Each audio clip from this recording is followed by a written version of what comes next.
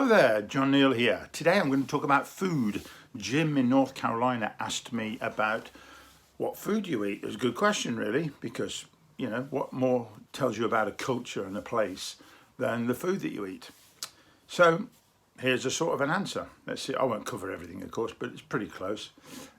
First of all, my wife and I are not vegetarians, so we eat meat. We don't drink alcohol, so I can't talk about that either. But let's take you through the day. So let's see what they're called first. Breakfast. Breakfast is just called breakfast. Midday used to be called dinner. When I was a kid at school, it was dinner time. That was it. But if you want to be posh, a bit more refined, you call it lunch. Then early evening, late afternoon, it would be dinner or tea time. Tea always strikes me as being rather light, like sandwiches and tea, whereas a dinner is a proper meal, which will be a first course and then a pudding. I must remember puddings. And then supper time might be, we don't do supper time. You've got to watch it, you know. Anyway, so breakfast. Today I had porridge or oats of some sort. It might be a muesli, which my wife is keen on.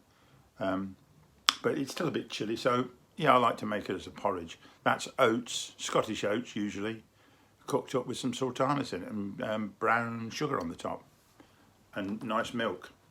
I'll just quickly mention the milk we get. It's from the Milkman. It's a firm called Milk and More, so they do other stuff as well. And they get orange juice and bacon and eggs and so forth. But it's basically milk in a glass bottle, which we hand back and they're used over again. So yeah, for breakfast, coffee, although first thing in the morning, we always start with a cup of tea. It is quite traditional to have tea in Britain. When I was in the States in 1970s, I remember I asked for some tea once and they said, "Oh, you want some tea? Are you not well?" As if it was a sort of a cure-all for anything, and you had tea. So they brought tea and then there was no milk in it. I was working actually in a summer camp. It was a Jewish summer camp. And because there was some meat on the table, I couldn't have milk either. So I thought, this is a strange country. So on to lunchtime. We usually have bread, sandwiches and so on. And then this time of year, we'd have salad things and nice meats. We've got two shops down the road, both Lidl and Aldi. We've got some standard food shops as well, but those two are German firms, and I think you've got them in the States, and they do some very interesting meats and bakery items. So we would definitely have some of those in, and then we probably have cheese in a sandwich as well. We've got some great cheeses in this country, and I don't think I saw so many good cheeses in America. We've got cheeses for every other town and county. You've got Leicestershire cheese, you've got Lancashire cheeses, you've got Wensleydale, you've got cheddar, you've got all sorts, even goat's cheeses, and everybody, there are lots of little cheese makers all over the place. There's even one, believe it or not, called Stinking Bishop, which is from Shropshire. We also get some French cheeses, of course, which are very, very good, some of the soft ones in particular. And you can buy those quite easily out of the supermarkets. Then, right, so lunchtime, that would be that. And then late afternoon, early evening, it would be, well, dinner time, really. You might call it tea time. Some might run it into the evening a little later and call it supper. And that's, for me, is the main meal of the day. Some people have a main meal during the midday, but I can't do that.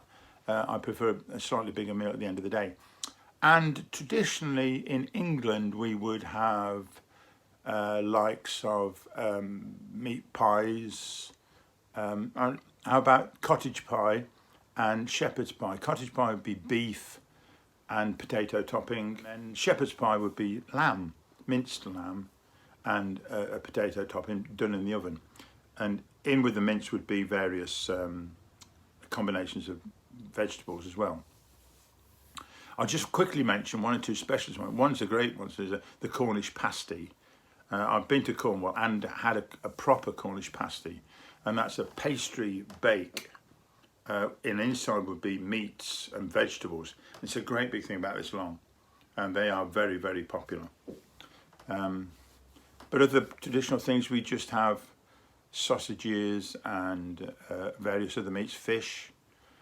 We get a delivery of fish now and again. I think we get the delivery because of the milk, and we get delivered fish as well. It's quite expensive, but yeah, the milk and the other things, I think with this pandemic, people staying in, we get 1 or 2 things delivered now, and we're probably going to stick with that. In fact, the milk we've had for quite a while now. What else is traditional? Cabbage, peas, beans.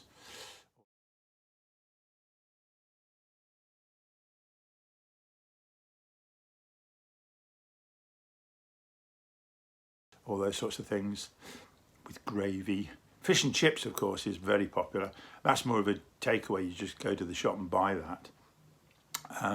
But other takeaways that we might send out for are foreign foods. We've got a lot of immigrant groups in this country who are now here. In fact, so you've got Indian food, Chinese food, Thai food, Nepalese food, and some friends of mine. I've got a number of Iranian friends who do some superb Iranian food as well. So, and it's a great favourite with the British people. In fact, some of the Indian foods are strictly British Indian. Chicken korma, chicken, what else was it? Biryani. There are 1 or 2 dishes that the Indian people in India have got no idea what they are. They are purely made up by the Asian folk in this country. And some of the best of them are in the big cities like Birmingham, Bradford, Leeds and Leicester. Fantastic, really, really enjoyable foods. Yeah. Yeah, so, and the drinks that we might have, of course, there's a lot of beer drunk and wines. And we get a lot of things from the continent, from France and Germany. But otherwise, tea. Drink a lot of tea. I don't know why, just drink it ordinarily. How about builder's tea? Let me tell you about builder's tea. If you've got somebody doing some work and they want a builder's tea, it's got to be in a proper mug like this, and it will be strong, very strong. It'll be a dark brown, almost sort of chocolatey colour, and with lots of sugar in it, and that keeps the builders going up and down the country. Builder's tea, yeah. Anyway, that's enough for now. That's the food that we might get through. Yeah, as Tommy Cooper once said, I love food, he says, I eat nothing else.